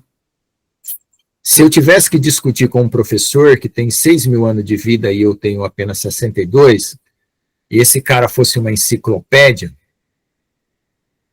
qual a chance que eu teria em termos de argumento? Nenhum. O cara estava aqui quando Adão estava sendo gerado. Então, a gente querer vencer o mal, vencer o querubim que caiu, que tentou conseguiu arrastar 1/3 dos anjos, se não for por Jesus Cristo, pela fé nele, não tem condição. Então, por isso que não dá para vencer por conhecimento. E eu precisei ter conhecimento, porque naquela medida e naquela altura que eu estava enfrentando, as armas que o inimigo estava usando contra mim era aquela. Mas aquelas armas não iam durar para sempre e não iam ter efeito. Mas eu precisei me defender naquele momento. É tanto que ele mudou de estratégia. Ele não vem mais. Nenhum professor hoje tem coragem de vir questionar a Bíblia para mim. Nenhum. Eu até chamei um ateu para um debate, ele falou assim, não vou debater com você, você tem experiências. Então, o nosso testemunho, a nossa fé nos dá autoridade, respeito. Entende? O verdadeiro respeito, a verdadeira autoridade que todo ser humano deveria ter, porque conhece a Deus. Né? Não a autoridade ou respeito que o mundo dá, porque recebeu um cargo de um homem ou de uma instituição. Então, a batalha para mim, nesse momento agora, é uma batalha direta contra o inimigo para o despojamento da minha velha natureza. Já é despojamento, é sair fora do casulo da lagarta. Virar borboleta. Então, nisso que você está passando hoje, tem a perspectiva de que você também vai sair fora disso.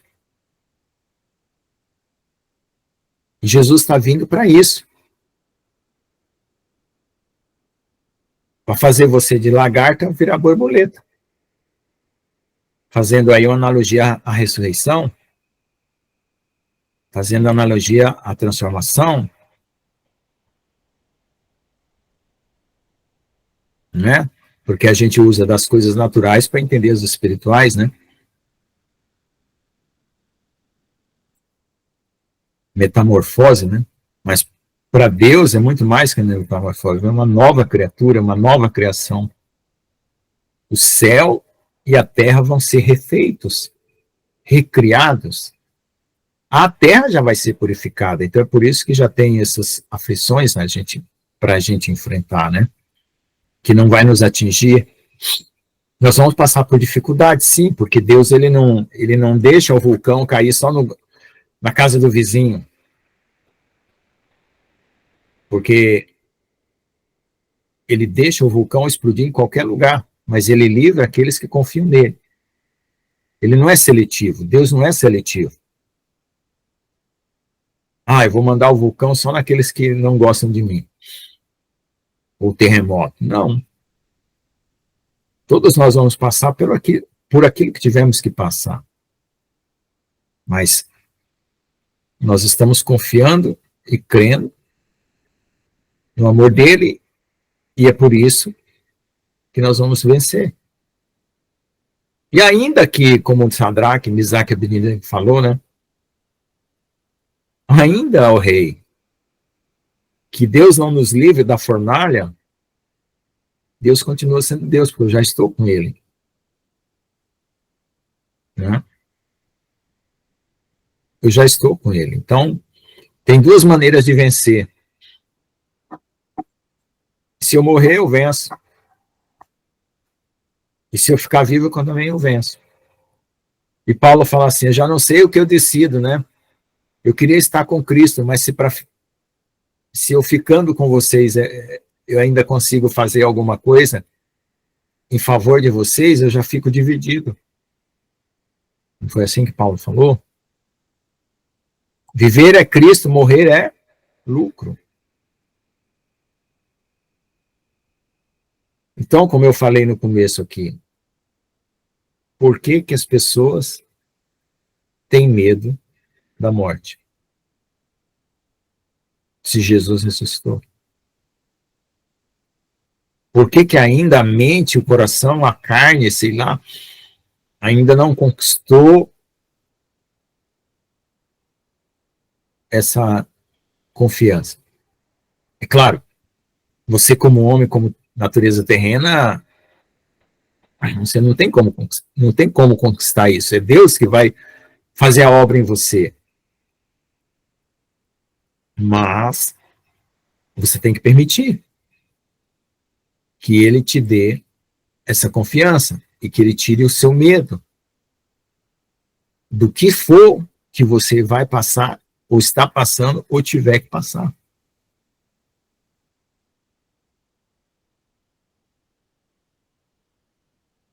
Logo que você morre, você vai estar com Jesus. Ressuscitado é quando Deus te dá o corpo para você viver no novo céu, na nova terra. Ou no milênio. Na hora que você morre, você fica olhando, vendo todo mundo chorando no teu funeral. Mas você não tem corpo.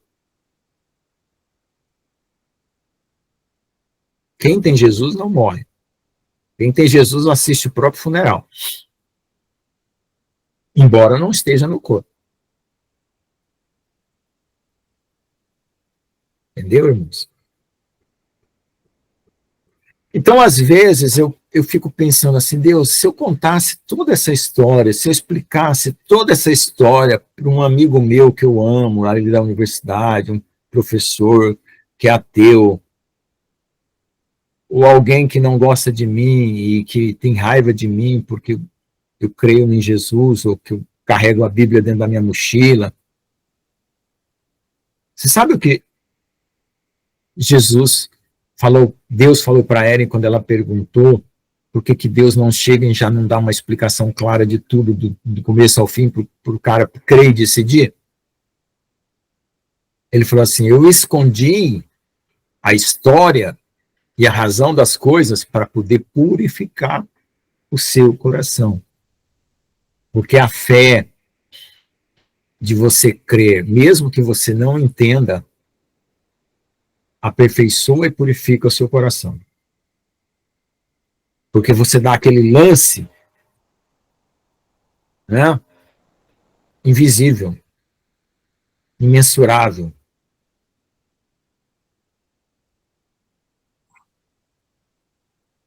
Entende?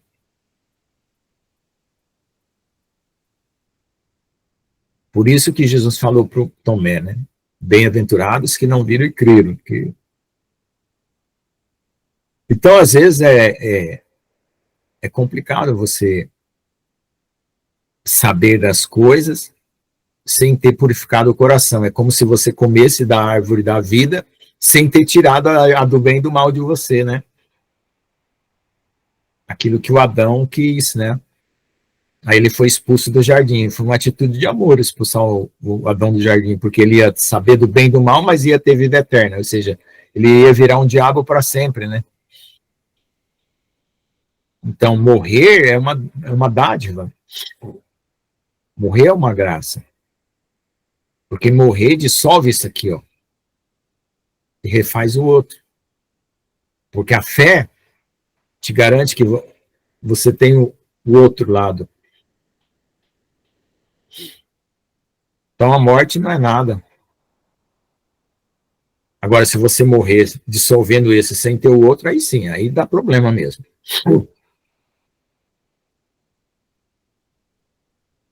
Então, a fé garante você, garante a tua ressurreição. É como diz, é como trocar de roupa, é como mudar de cidade, é como passar uma porta, atravessar uma porta, né? Tem muita gente que usa essa analogia, né? Entende? E a carne, gente, precisa morrer. Precisa, é necessário. Se ela não morrer, nós não temos vida. Se a semente não cair na terra e não morrer, não dá fruto. Jesus falou por causa dele, que ele ia morrer e ressuscitar, e por causa de nós. Entende? Porque nós precisamos morrer para nós mesmos, gente. É necessário. Se nós não morrer para nós mesmos, nós não temos o céu. Nós não temos Jesus. A gente só tem o talão de cheque preenchido com cheque sem o saque. O que adianta eu dar um talão de cheque aí, um cheque para a pastora Nilva ou para o pastor João, né, que está querendo meus 200 bilhões de dólares, e ele não sacar? O dinheiro continua na conta lá, quer dizer, na minha conta, né? Ou na conta de Deus. Você não sacou para a sua conta. Então, para você conseguir fazer o saque e ter o dinheiro na sua conta, a sua carne tem que morrer. Seja por meio da luta, seja por meio da prova, seja por meio da dor, seja por meio de qualquer coisa. Então, agradeça a Deus pelo que você está passando. Que Deus está matando a sua carne para te dar a vida eterna. Ai de você se ele não estivesse matando a sua carne. Aí você não ia ter vida eterna, coisa nenhuma. Isso é um engano. Então, tudo que todo mundo está passando, a irmã Alexandra, a irmã Célia, a irmão Gustavo, a irmão Daniel, a irmã Sabrina, a irmã Vera, o pastor João, o irmão Geraldo, glória a Deus. Porque Deus está tirando essa velha natureza de nós e dando uma nova.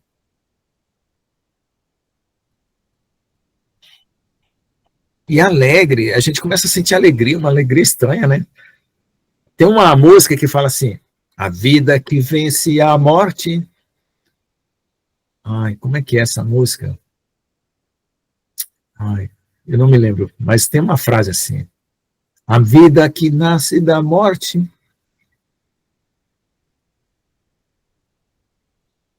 E todo o resto do mundo tem medo da morte. Gente, é um pavor. Eu sei porque eu vivo isso na minha família, nos meus parentes. Falar que Jesus está voltando, falar que ele tem um apocalipse, falar que Deus vai tirar as pessoas daqui ainda que elas morram, Mas Apocalipse, né, já acho que todo mundo sabe, Apocalipse é revelação do que estava oculto, né, e escondido. Não é destruição, morte. Isso aí é porque chegamos num limite em que o planeta precisa ser purificado e as pessoas precisam decidir. É só por isso. Elas precisam tomar a decisão. Então, elas têm que tomar a decisão sabendo que o que elas estão fazendo não está certo, que elas precisam mudar de atitude, se arrepender, crer, confiar em Deus.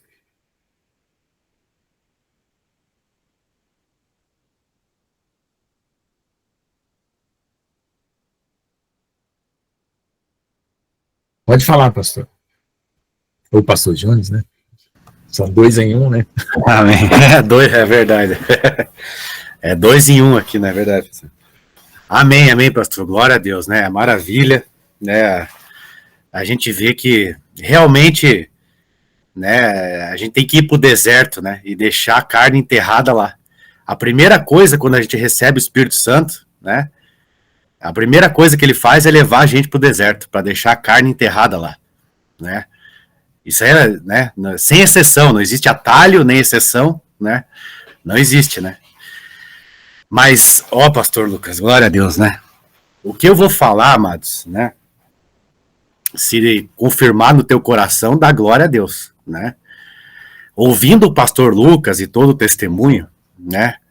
E todas as experiências, né? Porque é o seguinte, existe certo grupo pequeno de pessoas que eles nascem com um selo de predestinação, né? O pastor Lucas tem esse selo, pastor Lucas.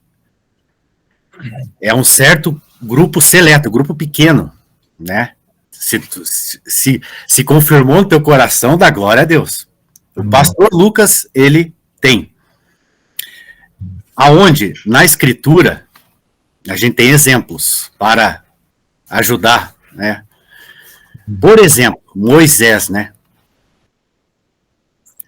Mas tudo bem, antes de ir para os exemplos, a gente vamos dizer qual que é a característica desse selo de predestinação, né? É um selo onde Satanás não tem como ter domínio sobre você. Amém. Glória a Deus, né, pastor Lucas? Não tem como. Mas o que ele vai fazer é usar todas as suas forças para sufocar o ministério dessa pessoa. Porque dele não tem como ser. Mas o que ele vai fazer é tentar sufocar esse ministério, o máximo. Né? Agora, as trevas sabem, veem, né? Agora, glória a Deus, né?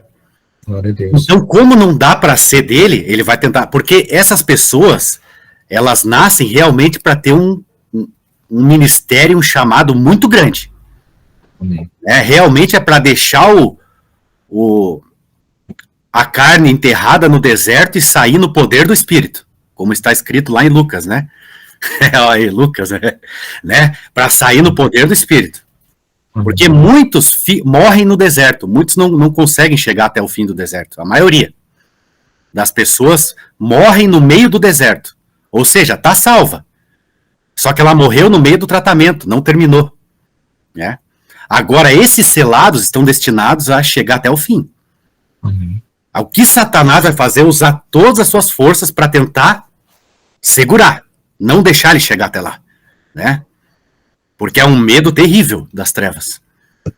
Agora você veja, exemplos, né? Moisés. Por que saiu aquele decreto do faraó para matar todas as crianças? Porque as trevas sabem. Elas sabem quando vai nascer. Um dos meios de saber isso é através dos astros, dos planetas, certas conjunturas especiais. Uhum. Lógico, as trevas são conhecedoras de, né? Está escrito nas estrelas, né? Está escrito. Está escrito acontecer no planeta, aqui no mundo, no universo. É verdade. E eles, lendo as estrelas e o céu, porque dá para ler o céu, né? Ainda mais para eles é fácil, eles conseguem ler ali, está tudo escrito, né? Então, eles sabiam que ia nascer uma criança com esse selo. Um exemplo é Moisés, por isso que veio aquele decreto do faraó para matar todas as crianças, porque as trevas já sinalizaram para ele, né, que iria nascer alguém com esse selo, né? Outro exemplo é o próprio Senhor Jesus Cristo de Nazaré, onde até, né, os astrólogos que visitaram ele sabiam que tinha nascido o Messias. O Abraão também. Também. No jubileu está lá, que Abraão foi anunciado o nascimento de Abraão. Sim. É que o exemplo que a gente tem mais prático é esses, né, pastor Lucas? Mas eu acredito, Abraão, Elias, Enoque, todo mundo, Noé, você pode botar, pode colocar, com certeza, sem dúvida nenhuma. Mas na Bíblia a gente tem esses exemplos, né? Onde a própria escola lá de Daniel, né, pastor Lucas, da Babilônia, sabe, fez com que esses astrólogos que vieram dessa escola soubessem quando nasceu o Messias. Por quê? Leitura do céu. Exatamente. Né? Então eles acertaram, em ponto, acertaram. Realmente, e até algo sobrenatural, né? Aí eu acho que é sobrenatural, pastor Lucas, quando sinalizou onde ele estava lá, né? Naquele, onde ele nasceu, naquele estábulo lá, aquela coisa, né? De animais ali, né? Ali eu acho que eles viram pela estrela onde era, eles sabiam. Os astrólogos lá, esses magos que diz na palavra, né? Uhum. E eu acho que sobrenaturalmente até se sinalizou, ele tá aqui, ó. Ele tá aqui nesse estábulo aí, glória, tremendo, né? Então a gente vê na palavra, onde são essas pessoas, lógico. Moisés, e pode colocar um monte na conta aí, né, pastor Lucas? E próprio Senhor Jesus tinha esse selo, óbvio, né? Onde está lá, né? Tá na escritura mesmo, você pode... Então eles, lendo, eles souberam onde nasceu o Messias. Então, pastor Lucas, glória a Deus. Então essas pessoas, elas nascem para ter um ministério extraordinário, né? Grande, e chegar até o fim da linha, né? Que é a questão do 144. Amém. Né? Com certeza todos eles têm esse selo. Amém. Né? Glória a Deus, e o pastor Lucas tem, pastor Lucas. Amém. E que, toma posse aí da glória a Deus se confirmou no teu coração. Porque nada é por acaso. Glória a Deus. Glória a Deus. Agora é isso aí. Viu? Por isso essa luta, pastor Lucas. Porque o inimigo vai fazer de... Ele sabe que não dá para ser dele. Não tem como. Mas a luta desses selados é muito grande. A tribulação, tudo. Mas vai fazer o máximo para tentar te segurar. Não chegar, fazer você chegar. Aonde você tem que chegar. Onde você está destinado a chegar. Amém. Sim. Glória a Deus, aleluia, amém. Amém. Obrigado, pastor João. O profeta João Batista quer falar? Pode falar, profeta. Falar um pouquinho aí, o pastor Lucas. Ai, glória a Deus. O pastor John já especificou as escrituras. O mundo espiritual ele é tão profundo, mas tão profundo, que nesse tempo agora que nós estamos vivendo aí no final dos tempos, as pessoas que são usadas pelo demônio para enganar as pessoas estão estudando a nossa vida. Porque eles amassam a semente, eles procuram na terra, eles procuram tanta coisa para fazer cura de câncer, de tanta coisa. Uhum. E nós só ouvindo a voz do Senhor, Deus usa a gente para levar a cura. Amém. E aí, nós somos usados para discernir coisas que eles vêm tentando discernir tem muitos anos. Desde quando o Senhor trouxe a geração humana para cá. Tem pessoas que vêm sendo usadas aí para tentar discernir, e nesse momento o Senhor usa a gente para discernir coisas que eles aí vêm tentando estudar tem muito tempo. E o Senhor está usando os remanescentes. Então nós somos perseguidos, nós somos afligidos, e ao mesmo tempo nós somos escolhidos para viver esse tempo. O Senhor encurtou os dias. A palavra do Senhor fala assim: então sereis tribulados, sereis odiados de todas as nações por causa do meu nome, por causa do nome de Jesus. E aí Deus já trouxe nós aqui justamente. Deus tem um plano na vida de cada um. Amém. E assim como Jesus, né? Ele é nosso tudo. Ele é nosso pai, ele é nosso irmão, ele é tudo na nossa vida. E nós também temos esses mesmos dons do Senhor Jesus. A gente tem o poder para levar a cura, a libertação, discernimento na vida das pessoas. Mas não é só Deus que sabe disso. O maligno também sabe. Ele coloca pessoas para tentar tirar a gente dessa força, dessa fé e dessa perseveração. Uhum. Amém? Então, se persevera, não desanima. Hoje à tarde o Senhor falou assim: João, eis-me aqui. Assim, tem pessoas que perseguem vocês justamente por causa das revelações que vocês fazem, que tem gente que fica doido por causa disso. Mas fica em paz, que o Senhor está no comando, está voltando. De todos os tempos, tantas pessoas, né, que estão aqui hoje, nesse tempo que nós estamos vivendo, e Deus escolheu nós. Então, o Senhor, assim, Ele vai levar a gente para determinados lugares que Ele não quer que você receba correspondência, não quer que você tenha a internet ligada, não quer que as pessoas saibam o seu endereço, porque quem vai saber que você está ali é o Senhor. Ele vai te levar para lá. Amém. Né? Então, assim, tem muita coisa, muita mesmo. Tem muitas compras que a gente faz hoje. Pergunta: você quer colocar seu CPF? Uhum.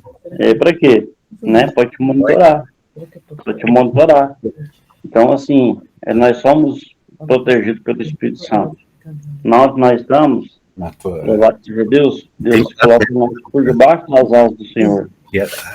Mas o maligno também coloca pessoas para tentar tirar essa presença, essa proteção, essa direção. Mas esteja vigilante, né? Na oração, no jejum, na oração em línguas, né? Que é o mais, que é a internet ligada com o Senhor direto. Amém? Amém. Deus abençoe a todos, em nome de Jesus. Amém. Quem mais quer fazer algum comentário? Levantou a mão. A irmã Alexandra escreveu um texto aqui. Deixa eu ler. Engraçado que eu sinto isso, de como se eu estivesse sendo impedida de fazer algo que eu desse entendimento, mas não bem clareza, nem saber o plano de Deus tem para mim. Tenho vivido isso constantemente. Pois é, o irmão Getúlio, ele, quando ele morava lá no Nordeste, ele ainda era macumbeiro. Um macumbeiro forte. Né? Pesado. E ele sonhava que ele vinha para São Paulo e ele ganhava uma bola de ouro. Ou ele engolia uma bola de ouro, era um sonho assim. Aí ele ficou a vida inteira tentando vir para São Paulo. E toda vez que ele tentava arrumar dinheiro, roubavam, assaltavam a carteira dele, roubavam a casa dele. Acontecia qualquer coisa. Ele nunca conseguia o dinheiro para vir para São Paulo, porque ele estava louco para saber o que era essa bola de ouro que ele ia ganhar em São Paulo. Um dia, Deus fez algum milagre e levou ele para São Paulo. É tanto que eu conheci ele, né? E ele contou essa história para mim. Então a bola de ouro era quem? Era Jesus, né? Só que ele via, como ele não tinha entendimento, ele achava que era material, porque ele era um homem pobre do Nordeste, morava na Bahia.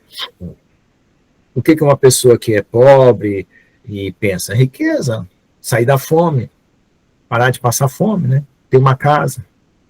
Então a visão humana é totalmente limitada, né? É claro, Deus ia fazer muito mais do que curar a fome dele, né? Então, só que vai chegar a hora que Deus vai fazer, irmão Alexandre. Deus vai fazer. Agindo eu, quem impedirá, não está escrito?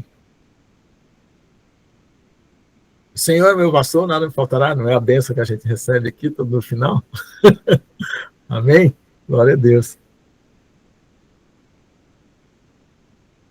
Mais alguém quer comentar alguma coisa? Então, irmãos, o testemunho, ele serve para isso. A gente conta um testemunho porque a gente tem facetas que a história sua se encaixa com algum ponto da minha história. E esse exemplo que eu dei da minha vida, ou como eu venci, ou como Deus entrou, aumenta a sua fé para você saber como Deus pode entrar na sua vida. É claro que as histórias não são as mesmas, mas esses pontos de contato, essas analogias que você se identifica, né, não se identifica com a história toda, mas em alguns lugares vai rompendo cadeias. Só de você crer que algo que aconteceu com outro pode acontecer com você, já rompe as cadeias e você passa por uma atitude, né? Você não fica em círculos. Pode falar, irmão. Quando eu tinha 7 anos, eu fui levado para morar com a minha avó para começar a estudar. Só que como assim, eu não tinha... A gente morava no meio do mato, igual o índio. Então, eu nem conversava com as pessoas. Me levou com a minha avó e minha avó não me levou na escola. Queria que eu fosse por livre e espontânea vontade. Então, eu não ia. Não tem mais um rapaz, um menino lá, um tal de Adão, e a gente sumia para aqueles meio de mato lá, e Deus sempre protegeu nós. Isso eu tinha 7 anos. Aí depois, com 9 anos, aí levou para casa de uma tia minha, tia Olívia, e lá ela me levou para a escola. Fiquei mais 6 meses. Só para você ver, eu tinha 7 anos, primeira vez que eu fiquei longe dos meus pais. Fiquei 6 meses longe. E aí depois, com 9 anos de novo. Então, assim, Deus tem grande plano na nossa vida. A minha família, os meus irmãos, Deus tem muito plano na nossa vida, eu creio. Porque meus irmãos sempre foi assim. Meu pai não tinha condição de cuidar de nós, e cada um dos irmãos foi levado para uma família para estudar. Entendeu? Tudo. Então, assim, o Senhor tem um plano na nossa vida. E para a gente buscar isso é na oração, jejum, joelho no chão, e não desistir, né? Porque o maligno, ele não desiste também, ele já é caído. Isso aí, graças a Deus, o Senhor já revelou que ele não tem salvação. Nós, sim. A nossa família, sim. Então, Deus tem uma estrela aí na vida de cada um. Amém? Em nome de Jesus. Amém.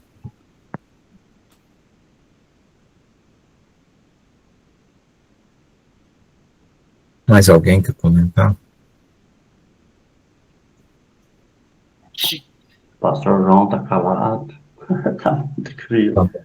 Aqui hoje tá bom, aqui em Minas tá 22 graus agora.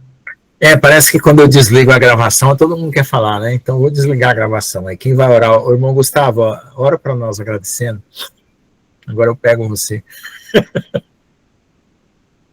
Ou se outro alguém quiser orar, né? Normalmente o pessoal não quer. Por favor. Amém, Jesus. Eu oro.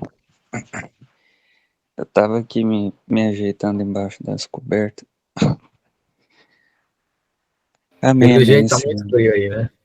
Sim, nossa, tá complicado. Mas, glória a Deus, né?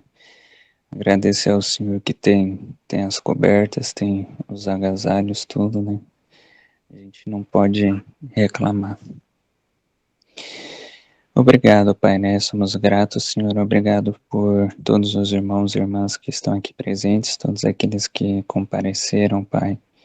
Né? Somos muito gratos, Senhor, pela forma como o Senhor direcionou, né, este encontro, esta reunião, né, que é esta aula do pastor Lucas, Pai. Obrigado pela forma como o Senhor trabalhou sobre a sua mente, né, ajudando ele a bolar todo o raciocínio, todo um contexto, né, Pai, para trazer as suas explicações da melhor forma possível, né, permitindo a nós também alcançar, né, a compreensão e o discernimento de tudo aquilo que ele nos passou aqui hoje, Pai. Somos muito gratos por isso, né, pela forma como o Senhor trabalhou, né, através dele, né, através de sua boca, e a forma também como o Senhor nos trouxe a compreensão aos nossos corações e à nossa mente também, Pai. Obrigado, Senhor, pela forma como o Senhor nos guiou aqui, né, usando também os irmãos, né, Pai, para sempre estar complementando, né, Pai, obrigado por tudo, Senhor. Obrigado pelo... Obrigado, meu Pai, né, pela vida do irmão Daniel que está aqui, Pai, também está sempre compartilhando aqui conosco, Pai, uma palavra ou algo do tipo, Pai. Né, somos muito gratos por isso também, Senhor, né, por ser Deus sobre as vidas de cada um de nós aqui, Pai, e não permitir que fujamos, né, Pai, do Teu aprisco de maneira nenhuma. Em nome de Jesus, Pai, lhe agradecemos, obrigado por mais este dia, Pai, né, mais este mês, né, mais um mês aí que está começando, Pai, e já de antemão pedimos que o Senhor tenha posse, né, que o Senhor vá à nossa frente, meu Pai, ajude-nos em nossas batalhas diárias, sempre nos fortalecendo, nos renovando, né, pois o levante do maligno contra as nossas vidas não cede, Pai, né, pois ele não cansa, ele está a todo momento à espreita, né, esperando um momento, uma oportunidade para, né, obter alguma legalidade ou autoridade sobre nós, Senhor. Por isso, todos os dias trazemos diante da Tua presença, Pai, os nossos dias, os nossos erros e as nossas falhas, né, Pai, tudo aquilo que o Teu Santo Espírito nos convence, Pai. E trazemos diante do Senhor as coisas boas também, Pai, né, compartilhamos, pois esta é a nossa comunhão com o Senhor. A nossa comunhão com o Senhor não é apenas baseada em pedir ou, né, ou estar com o coração quebrantado na Tua presença, não, também estamos na Tua presença nos momentos de alegria, né, pois nós nos alegramos com o Senhor, né, nestes momentos, né, trazemos diante do Senhor aquilo que alegra os nossos corações, uma bênção, uma dádiva que presenciamos, ou algum sinal, né, que o Senhor nos deu que conseguimos presenciar ou capturar, Pai. Então, obrigado, Pai, obrigado pela comunhão que o Senhor nos permite ter com o Senhor. Entregamos diante da Tua presença, Pai, tudo e todos os nossos familiares, né, o nosso serviço, o nosso cotidiano, né, a nossa vida na sociedade, pois embora não sejamos mais, né, deste mundo, embora não fazemos mais parte, né, de todo este sistema que o Senhor mesmo nos separou a dedo, a cada um de nós aqui, ainda estamos aqui, né, Pai? Ainda estamos aqui e temos de lidar com, né, os nossos desafios diários, né, Pai? Principalmente relacionado a transmitirmos a Tua palavra e o tempo em que vivemos às pessoas ao nosso redor, Pai. Então, pedimos sempre o Teu discernimento, né, para que o Senhor nos ajude, nos oriente. Por isso este momento aqui, Pai, por isso lhe agradecemos tanto, né, por este momento aqui de comunhão com os irmãos, pois é aqui que crescemos espiritualmente, é aqui que nos tornamos maduros e fortes espiritualmente, Pai, crescendo no discernimento e na compreensão, Pai, das coisas que provém do Senhor, né, compartilhando o conhecimento e as experiências que o Senhor nos permitiu ter, Pai, ao longo das nossas vidas, né, ao longo dos desafios que o Senhor nos permitiu passar, ao longo das lutas que o Senhor nos permitiu conquistar e vencer, Pai, pois o Senhor esteve sempre à nossa frente. O Senhor está sempre à nossa frente, Pai, do nosso lado, em todos os momentos, Pai. Obrigado, Senhor, por tudo, pela forma como o Senhor tem trabalhado e agido, né, nas nossas vidas, né, embora possamos ser diferentes uns dos outros, né, o Senhor chamou todos aqui com o mesmo propósito, né, que é ganhar almas para o teu reino, né, que é manifestar as tuas boas novas e sermos aqui os teus representantes, Pai, né, carregando o teu nome, né, o teu caráter, a tua justiça e principalmente o teu amor, Pai. Por isso lhe pedimos, Senhor, despeje cada dia mais sobre nós o teu amor, a tua alegria, o teu vigor, Pai, o teu caráter, né, para que venhamos resplandecer nestes teus atributos, aqueles ao nosso redor, meu Pai, para que quando eles veem a gente, eles venham ver o Senhor, Pai, vivendo dentro de nós. Em nome de Jesus, Pai, obrigado por tudo, por ser Deus sobre as nossas vidas. Tenha posse do nosso cansaço, né? Tenha posse das nossas aflições, né? Do peso que o inimigo tenta sempre lançar sobre as nossas costas, Senhor. Tudo isto entregamos diante dos teus pés, Pai, né? Que é o lugar onde sempre estamos, diante dos teus pés, né, Pai, buscando o teu consolo, buscando a tua ajuda, né, e trazendo diante do Senhor tudo aquilo que está sobre os nossos corações, pois somos como um livro aberto diante da tua presença, Pai. Em nome de Jesus, amém, amém e amém. Né, abençoe a noite de cada um dos irmãos aqui, né, desejo a todos uma ótima semana, né, um ótimo mês, né, que seja um mês abençoado, em nome de Jesus. Amém. Obrigado, irmão. Pastor João, quer ser gravado ou não? Vai falar sem gravação? Eu desligo. Eu vou ter que falar porque vai ser bom para os irmãos ao redor do mundo. Tá, então deixa gravar? Deixa eu gravar. Tá bom, pode falar. Porque eu vou pegar aqui no bastão do pastor Jones. Desculpa, tá, mas eu estou extremamente cansado, mas eu acho que é muito importante falar sobre isso. Do meu entender, do que o pastor Jones acabou de falar aqui, mas o nosso querido Gustavo já tocou nesse assunto. Dessa temporada que eu venho fazendo isso tanto tempo, eu nunca ouvi de nenhuma pessoa, de nenhum grupo de pessoas pré-selecionadas para algum dos 144 mil, tá? Eu nunca ouvi. Eu sempre ouvi 144 mil. Do jeito que eu ouvi aqui, eu posso estar errado. Eu não queria passar porque parece que deu a entender que há esse grupo muito pequeno de pessoas que vão fazer uns trabalhos muito, muito especiais. E o meu entender desse grupo muito pequeno de pessoas são 144 mil. E para mim isso é evidente. Olha só as pessoas, olha o sofrimento que os irmãos estão passando ao redor do mundo. Então, se esse vídeo correr e alguém falar, eu não vou estar nesse grupo, não sei o quê, o meu entender é que isso não é verdade. O meu entender é que se você está aqui, o Senhor tem um propósito para você e sua família e seus amigos, tá?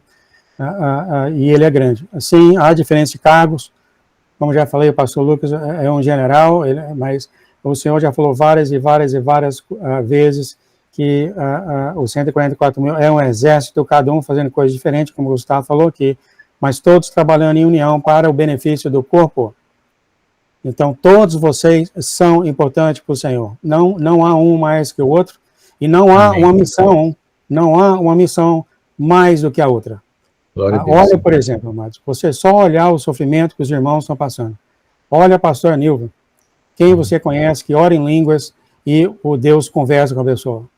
Quantas pessoas vocês conhecem a esse respeito?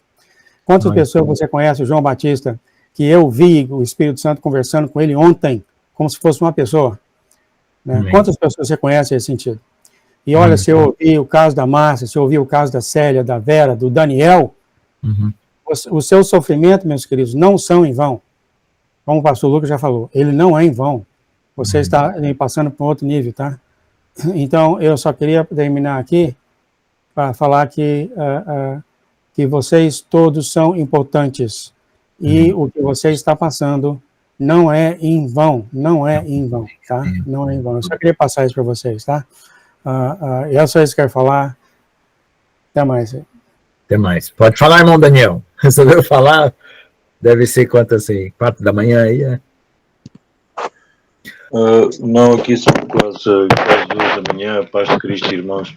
Aqui são quase 2 da manhã, estou também cansado, mas sim, sinto necessidade de falar, porque nós somos uma família, somos parte do corpo de Cristo e ultimamente tenho sentido muito o ataque do inimigo numa forma de me querer isolar.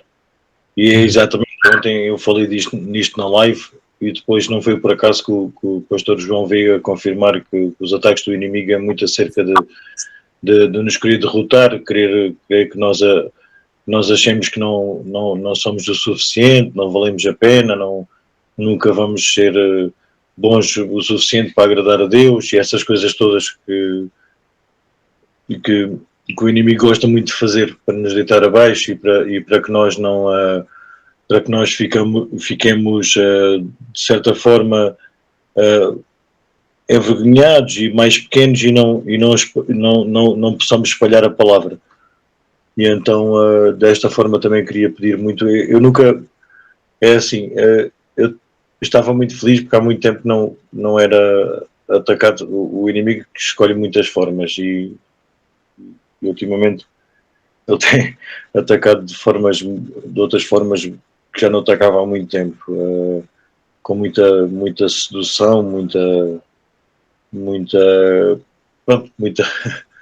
mais para o nível de tentação a nível coisas que sei que não vêm de Deus, pessoas que sei que não vêm de Deus, tentações que eu sei que não e pronto, e desta forma também peço tenho que ser humilde para pedir oração, para pedir proteção, porque tem sido uma experiência incrível ultimamente. Eu tenho partilhado algumas coisas com o pastor Lucas, e o pastor Lucas até tem visto algumas coisas eu posso mostrar, outras coisas só posso contar, como aquele sonho incrível em que estava a dar murros em serpentes e pontapés em serpentes e as serpentes voavam.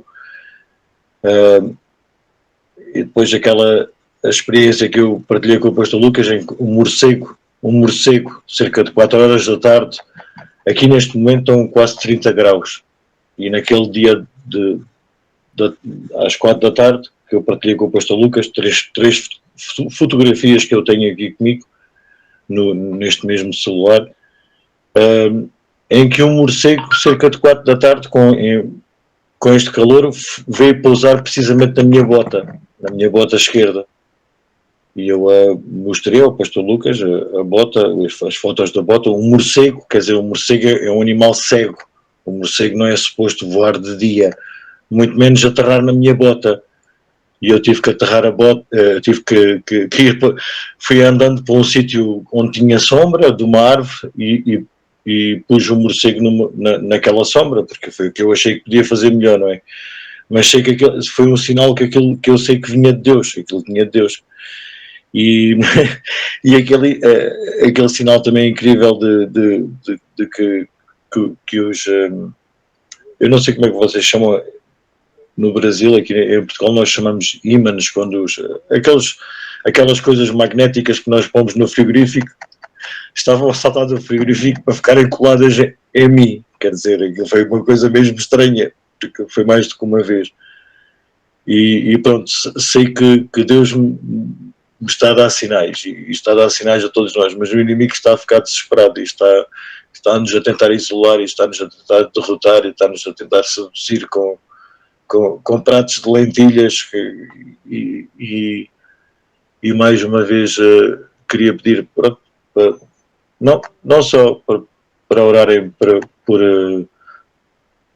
pela minha proteção neste aspecto, que eu não sei o que é que se está a passar, está-se a passar grandes experiências e tudo assim muito de repente, também tem a ver com os jejuns e essas coisas todas, mas também queria pedir que nós continuássemos realmente a orar todos uns pelos outros.